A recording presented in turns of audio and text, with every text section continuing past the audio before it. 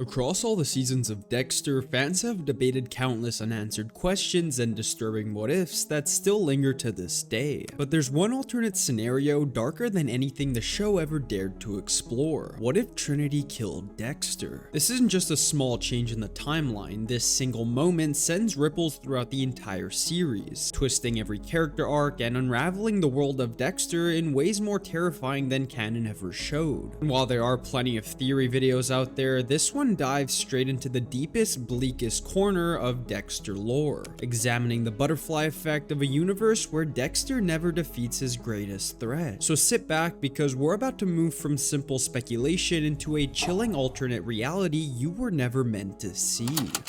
So let's rewrite one of the most intense scenes in season 4, Thanksgiving at the Mitchell house. In the original timeline, Dexter barely keeps his cover as Kyle Butler together. He watches Arthur snap at Jonah, sees the cracks in the perfect family image, and it pushes him closer to finally taking Trinity down. But in this alternate universe, that same dinner becomes the moment everything breaks. The argument between Arthur and Jonah doesn't just simmer, it explodes. Jonah snaps harder, maybe shoves Arthur, a dish shatters, Sally starts screaming. The chaos makes the house feel like a war zone for a few seconds. Dexter's mistake isn't that he underestimates Trinity's intelligence, it's that he overestimates how much control he has over the situation. He's so focused on Jonah, on protecting the kid from Arthur's rage, that he hesitates for just a beat. And in that beat, Arthur does what he always does best. He reads the room for weakness. Jonah storms off, Sally's trying to calm things down, and Dexter is the only one still standing in the doorway watching Arthur with that cold, evaluating stare. The kind of stare that doesn't belong to a church volunteer or to Kyle Butler. Arthur clocks it. This man isn't just a pushy friend of the family, he's studying him and judging him. And unlike most people, Arthur is actually paranoid enough to act on that. He doesn't say anything right away. He forces the dinner to limp forward, but when he gets up to get something from the garage, this time he doesn't just retreat. He waits. He knows Dexter will follow because a predator can recognize another predator. Dexter goes in thinking this will be the confrontation he controls, like so many before it. No plastic, no tools, but he'll improvise. He always does. But Arthur has home field advantage. Tools, shadows, exits, and most importantly, he's finally realized that Kyle is not just dangerous. He's a threat to Arthur's entire double life. Dexter gets one line in, maybe something like, "I know who you are, Arthur," and for once, that sentence doesn't give him power. It triggers Arthur's panic. Arthur doesn't try to debate, he doesn't confess, he doesn't monologue like a TV villain. He does the simplest, ugliest thing a concerned animal can do. He grabs the closest heavy tool, a hammer, a wrench, whatever's within reach, and swings first. Dexter goes down hard, not because Arthur is stronger or smarter, but because he's the only one in that moment willing to be completely, instantly brutal without hesitation. Dexter's head hits the concrete. There's a sickening silence. No witty line, no last clever move, just a bad angle, bad timing, and the one opponent he didn't treat like a real physical threat until it was too late. Trinity kills Dextermorgan in his own garage on Thanksgiving, and in that instant, the entire series quietly reroutes into a darker universe. Now, Arthur has a problem, a dead man on his garage floor, and a family who already suspected there was something deeply wrong with him. But here's the thing, his family also just saw how intense, strange, and fixated Kyle Butler was. Jonah's had weird vibes for him for weeks. Sally is terrified of anything that might bring more attention to their home. Rebecca is quiet, observant, and deeply repressed. Arthur drags Dexter's body into a tarp, breathing heavy, hands shaking, not because he regrets it, but because he knows what has to come next. He calls the family into the garage. He doesn't say, "I killed him." He says something like, "This man has been stalking us. He broke in, he tried to hurt us, I stopped him. And if any of you say otherwise, if you tell anyone he was ever in this house before tonight, I will make sure they blame all of us." They've lived under his terror for years. They know what he is, even if they never say the word monster out loud. So they do what victims often do in Dexter's world. They go silent. Arthur loads Dexter's body into the car, just like any of his other ritual transports, but this time there's no plastic, no ceremony, just pure cleanup. On Dexter's body in his wallet is the fatal piece of information Arthur didn't have before. Dexter's real name, his Miami Metro ID, and his address. Kyle Butler was never just some guy from church. He was a blood spatter analyst. He was law enforcement, and he was hunting Arthur Mitchell. Now, the cat and mouse game fully flips. Later that night, Arthur parks a few streets away from Dexter's apartment. He's shaken, but also curious. Who is this man really? He uses Dexter's keys, walks into the neat, controlled space that that's been the background of so many scenes. And this is where Trinity becomes truly terrifying, not because he's stronger, but because he's meticulous in a different way. He walks into the apartment like he's walking into a crime scene. He opens drawers, checks under the bed, looks for anything that suggests why a blood analyst would be so obsessed with him, and eventually he finds it. The loose air conditioner panel, which would reveal Dexter's infamous blood slides. Arthur doesn't understand the full ritual, but he doesn't have to. He remembers the name, the bayharborbutcher, the vigilante who killed criminals and dumped them at sea, the one who vanished with no explanation. I mean, after all, how could he forget, considering the fact that most serial killers were probably paranoid after knowing that there was somehow somebody far more threatening than the law. A killer who worked from inside Miami Metro with access to forensics, crime scenes, and case files. Now the question is, how does Trinity weaponize this? He could disappear, take the secret to his grave, and keep killing, but Arthur is also a narcissist, a man who believes in his own righteous mission. He destroys any obvious connection between himself and Dexter's death, disposes of the body in a way that points away from the Mitchell house. Maybe Dexter disappears like so many of his own victims. Then Arthur makes his move. He sends an anonymous package to Miami Metro. Inside, copies of the blood slides, photos he's taken inside Dexter's apartment, maybe even one or two personal items linking Dexter to known bayharborbutcher dump sites stolen during his search. He frames the letter like it's from a terrified neighbor or anonymous tipster. This alone would be enough to trigger an internal investigation, but Arthur doesn't stop there. He gives a public statement later once the news breaks that Dexter is missing and under suspicion. He shows up at the station as the grieving friend from church who says, "He came to my house. He talked about justice, about people slipping through the cracks. I thought he was just passionate about his work. I didn't know." He positions himself as the man who tried to sound the alarm but didn't connect the dots in time. He leans into the good family man mask harder than ever. And the worst part, it works. Miami Metro, already guilty about Dokes, Lundy, and the mess around the Butcher case, is desperate for closure. The idea that the Butcher was under their noses again this whole time is humiliating, but it's also convenient. Dexter becomes the perfect scapegoat, and Arthur becomes the accidental hero who almost exposed him. And once Dexter's name hits the news, Miami Metro collapses faster than anyone expects. LaGuardia immediately reopens the bayharborbutcher task force, obsessed with clearing Dokes' name and proving the department didn't protect the serial killer. The FBI storms in, demanding access to every case Dexter ever touched. Masuka gets interrogated until he breaks. Batista loses his faith in the badge, and Quinn becomes the loudest voice, insisting Dexter was tied to dozens of other killers. Old cases get dug up, evidence re-examined, and before long, Miami Metro becomes the most distrusted police department in the entire country. Now imagine what this does to Rita. In the real timeline, her death is the tragedy that breaks Dexter. In this one, Dexter's secret breaks her. First, the news reports, a missing blood spatter analyst, then rumors of him being connected to old evidence, then finally the bomb. Dextermorgan officially linked to the bayharborbutcher case. Every PTA mom, every neighbor in that quiet suburban neighborhood suddenly knows. She was married to the monster on the news from years ago. Rita's world doesn't just crumble, it rots from the inside. She questions everything, every late night, every patchy excuse, every disappearing act. Instead of mourning a husband taken from her, she's forced to process that the man she loved might have been a calculating killer the entire time. Aster, already sensitive and perceptive, takes it the hardest. She's old enough to understand the headlines. She doesn't just pull away from Rita, she resents her for bringing a monster into the house, similar to how she treated Dexter after Rita died in the original timeline. As for Cody, he shuts down, and for Harrison, he grows up in an environment defined by shame and unspoken horror. Rita spirals into depression. From there, her life implodes in ways she never could have imagined. She loses her job almost instantly. No company wants the wife of the bayharborbutcher on payroll. Aster gets bullied relentlessly at school. Cody starts fighting anyone who mentions Dexter, and CPS begins evaluating whether Rita is emotionally capable of raising the kids at all. That pressure pushes her into debt, foreclosure, and eventually moving in with an abusive ex just to survive. As the years go on, Harrison develops anger issues and a criminal record, even idolizing Trinity later in his life as the man who exposed the truth. The butterfly effect is brutal. Dexter's death doesn't save his family from trauma, it amplifies it and stretches it over years and years on end. And then there's Debra Morgan isn't just losing a brother, she's losing the foundation of her entire life. First, she has to process that Dexter is dead under unexplained circumstances. was. Then she has to live through the internal investigation that slowly reveals his double life. She finds out secondhand through files, reports, evidence bags, the blood slides, the boat logs, the patterns. Lundy's work on the Butcher case suddenly looks prophetic. Deb realizes that the man she admired was inches away from exposing her brother years ago. All that unresolved guilt, grief, and insecurity she carries in the main timeline multiplied by 10. Deb throws herself into work, then out of it, she drinks more, pushes people away. She might even violently reject any attempt from Batista or Quinn to defend Dexter's memory. Eventually, the line between her professional life and her emotional collapse blurs so hard that it's difficult to see a future where she doesn't either self-destruct or walk out of Miami Metro completely shattered. She tries to solve Dexter's murder alone, stalking any suspect who even vaguely resembles Trinity's pattern, but the department turns against her, accusing her of helping Dexter cover up kills, and she quits in disgrace. She relapses in AA, numbing herself as she secretly digs into Harry's past and uncovers the files suggesting he covered up Dexter's early crimes. Deb ends up writing a confession letter she never sends, and in this timeline, it's entirely possible she disappears or ends her life, mirroring her canon spiral, only darker. As for Arthur, once the dust settles, he does what he always does best: he disappears. Only this time he vanishes as a man who brushed up against the truth and survived the Bay Harbor Butcher. He's not a suspect, he's a footnote, a face in a news segment, a man who knew Dexter Morgan from church. He moves states, changes his name again, keeps killing, but more carefully, less ritual, more adaptation. And every time he watches a true crime special about the Bay Harbor Butcher being finally solved, he knows the real horror and laughs at it. The man the world blames for everything is dead, and the man who killed him is still out there. Arthur Mitchell becomes a nightmare of a character within this timeline, the famous survivor in a story where the wrong man took all the blame. And as Trinity keeps killing across the country, the wider world falls apart too. True crime fanatics burn Dexter merchandise in the streets, vigilante copycats emerge claiming to finish his mission, and conspiracy theorists insist Dexter didn't act alone. A viral docuseries titled Dexter Morgan: The Truth Behind the Bay Harbor Butcher cements him as one of America's most infamous serial killers. And years later, his own kids deny he ever existed. And that's the darkest part of this universe. Dexter's death doesn't fix the world. It just removes the only person who ever had a chance of stopping Trinity and other people like him for good.